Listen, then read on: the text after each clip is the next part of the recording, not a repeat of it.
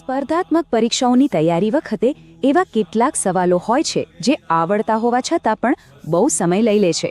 ખાસ કરીને આ તાર્કિક કોડિંગ અને શબ્દોની ગોઠવણીવાળા પ્રશ્નો. પણ શું થાય જો એને ઉકેલવાની સાચી રીત ખબર પડી જાય? ચાલો આજે આપણે એવી 4 ચાવીરૂપ પદ્ધતિઓ સમજીએ જે આ બધા પ્રશ્નોને એકદમ રમત જેવું બનાવી દેશે. વિચારો કે પરીક્ષા હોલમાં બેઠા હોઈએ, ઘડિયાળનો કાંટો ફરતો હોય અને અચાનક આવો કોઈ પ્રશ્ન સામે આવે. મનમાં પહેલો વિચાર શું આવે કે આ તો ખાલી સમય બગાડવા માટે જ છે. પણ સાચું કહું તો આ પ્રશ્નો સમય બગાડવા માટે નહીં, પણ આપણું લોજિક ચકાસવા માટે હોય છે.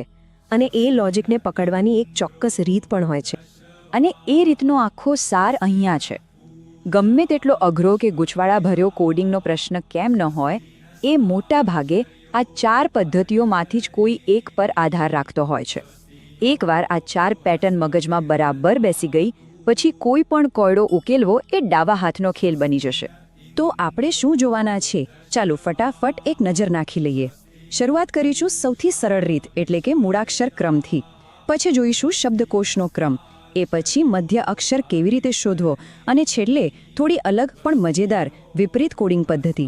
અને હા, અંતમાં સૌથી અગત્યની વાત, આ બધું પાક્કું કરવા માટે મહાવરો કેમ જરૂરી છે એ પણ સમજીશું. ચાલો ત્યારે સીધા જ પહેલી અને સૌથી પાયાની પદ્ધતિ પર આવીએ, મૂળાક્ષર ક્રમ. આને તમે એક વોર્મઅપ જેવું જ સમજી લો. તો અહીંયા કરવાનું શું છે? એકદમ સિમ્પલ. એક શબ્દ આપેલો હશે, બસ એના બધા અક્ષરોને છૂટા પાડીને ABCD એ ક્રમમાં ગોઠવી દેવાના છે. આનાથી સહેલું બીજું શું હોઈ શકે, ખરું ને?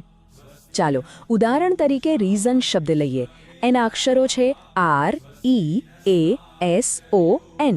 હવે મનમાં ABCD બોલવાનું શરૂ કરીએ. સૌથી પહેલાં શું આવશે? A, પછી E, એના પછી NOR અને છેલ્લે S. હવે આ બધાને જોડી દઈએ તો નવો શબ્દ બન્યો A નોર્સ. બસ વિકલ્પ C પર ટિક કરો અને આગળ વધો. જોયું કેટલી સેકન્ડ લાગી? ઓકે, તો અક્ષરોને ગોઠવતા તો આવડી ગયું. પણ જો અક્ષરોને બદલે આખા શબ્દોને ગોઠવવાનું કહેવામાં આવે તો?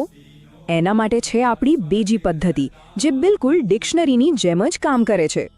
આ પદ્ધતિમાં કેવું હોય કે 4-5 શબ્દોનું એક લિસ્ટ આપેલું હોય. આપણું કામ એટલું જ છે કે જો આ શબ્દો ડિક્શનરીમાં હોત તો કયા ક્રમમાં હોત એ શોધી કાઢવાનું. અને પછી જે પણ પૂછ્યું હોય કે ભાઈ ત્રીજા સ્થાને કયો શબ્દ આવે એ પસંદ કરી લેવાનો. ચાલો આ ઉદાહરણ જોઈએ. બધા શબ્દો AN થી શરૂ થાય છે, એટલે ત્રીજા અક્ષર પર ધ્યાન આપીએ. G અને I માંથી ABCDમાં G પહેલાં આવે, એટલે એંગ્રી અને એંગ્રીલી પહેલાં આવશે. હવે આ બેમાં પણ એંગ્રી શબ્દ પૂરો થઈ જાય છે, એટલે A પહેલો અને એંગ્રીલી બીજો. હવે બચ્યા એનિમલ અને એનિમેશન. બંને એનિમા સુધી સરખા છે. પછી આવે છે L અને T. L પહેલાં આવે એટલે એનિમલ આવશે ત્રીજા સ્થાને. બસ આપણો જવાબ મળી ગયો. તો પહેલી 2 પદ્ધતિઓ એકદમ ક્લિયર. ચલો હવે થોડું લેવલ વધારીએ. આગળની 2 રીતો થોડી અલગ છે, પણ એકવાર સમજાઈ જાય ને તો એટલી જ મજેદાર અને સ્કોરિંગ પણ છે. ત્રીજી પદ્ધતિ છે શબ્દનો મધ્ય અક્ષર એટલે કે સેન્ટરનો લેટર શોધવાની. આના ફક્ત 2 જ સ્ટેપ છે. પહેલું, જે આપણે શીખી ગયા, શબ્દના અક્ષરોને મૂળાક્ષરના ક્રમમાં ગોઠવવા. અને બીજું, એ ગોઠવેલી લાઇનમાં બરાબર વચ્ચે કયો અક્ષર આવે છે એ શોધી કાઢવાનું. અને આ વચ્ચેનું અક્ષર શોધવા માટે એક મસ્ત નાનકડું સૂત્ર છે. ખાસ કરીને ત્યારે જ્યારે અક્ષરોની સંખ્યા એકી હોય, જેમ કે 5, 7 કે 9. બસ જેટલા કુલ અક્ષરો હોય એમાં 1 ઉમેરો અને પછી 2 વડે ભાગી નાખો. જે જવાબ આવે એ જ આપણા વચ્ચેના અક્ષરનું સ્થાન. ચાલો મેનેજર શબ્દથી સમજીએ.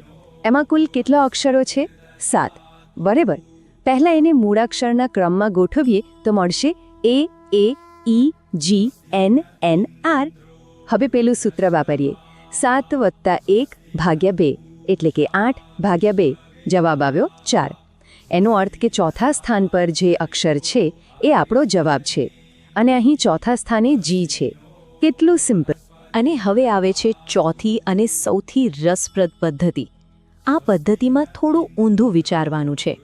આમ તો આપણે A એટલે 1 અને B એટલે 2 માનીએ છીએ, પણ અહીંયા ગાડી રિવર્સમાં ચાલશે. અહીં A એટલે 26, B એટલે 25 અને m કરતાં z એટલે 1 ગણવાનું છે. બસ આ એક જ નિયમ યાદ રાખવાનો છે. ચાલો ગ્રુપ શબ્દનું ઉદાહરણ જોઈએ. પહેલું કામ, દરેક અક્ષરને એનો વિપરીત કોડ આપો, જેમ કે Gનો 20, Rનો 9 અને M બાકીના. બીજું કામ, આ બધા કોડને નાનાથી મોટાના ક્રમમાં ગોઠવો, એટલે કે 6, 9, 11, 12, 20. અને છેલ્લું કામ, આ નવા ક્રમ પ્રમાણે જે તે કોડના અક્ષરને પાછો મૂકી દો. 6 એટલે U, 9 એટલે R અને જવાબ તૈયાર છે, URPOG. મજા આવીને? તો આ હતી એ 4 મુખ્ય પદ્ધતિઓ. પણ હજી વાત પૂરી નથી થઈ. સૌથી અગત્યની વાત તો હવે આવે છે. ખાલી પદ્ધતિઓ જાણવી એ તો અડધી લડાઈ જીતવા બરાબર છે, પણ પૂરી લડાઈ તો મહાવરાથી જ જીતાશે. ચાલો એકદમ ઝડપથી યાદ કરી લઈએ. પદ્ધતિ 1, ABCD ગોઠવણી. પદ્ધતિ 2, શબ્દકોશનો ક્રમ. પદ્ધતિ 3, ગોઠવીને વચ્ચેનો અક્ષર શોધવો. અને પદ્ધતિ 4, A=26 વાળો આપણો ઉલટો ક્રમ. બસ આ 4 મંત્ર યાદ રાખવાના છે. અને હવે આ જ્ઞાનને અજમાવવાનો સમય છે. અહીં દરેક પદ્ધતિના 10-10 પ્રશ્નો આપેલા છે. આ 40 પ્રશ્નોનો મહાવરો કરવાથી આ 4 પદ્ધતિઓ પર એવી પકડ આવી જશે કે પરીક્ષામાં વિચારવાનો સમય જ નહીં બગડે. છેલ્લે બસ એટલું જ કે પરીક્ષામાં સફળતા ફક્ત જાણકારીથી નથી મળતી. એ જાણકારીને કેટલી ઝડપથી અને ચોકસાઈથી વાપરી શકાય છે એના પર બધો આધાર છે. અને પદ્ધતિસરનો મહાવરો જ એ સ્પીડ અને એક્યુરેસીની ચાવી છે. તો શું લાગે છે, આ પદ્ધતિઓ પરીક્ષામાં થોડી કિંમતી સેકન્ડ બચાવી શકશે? એનો જવાબ તો મહાવરા પછી જ મળશે.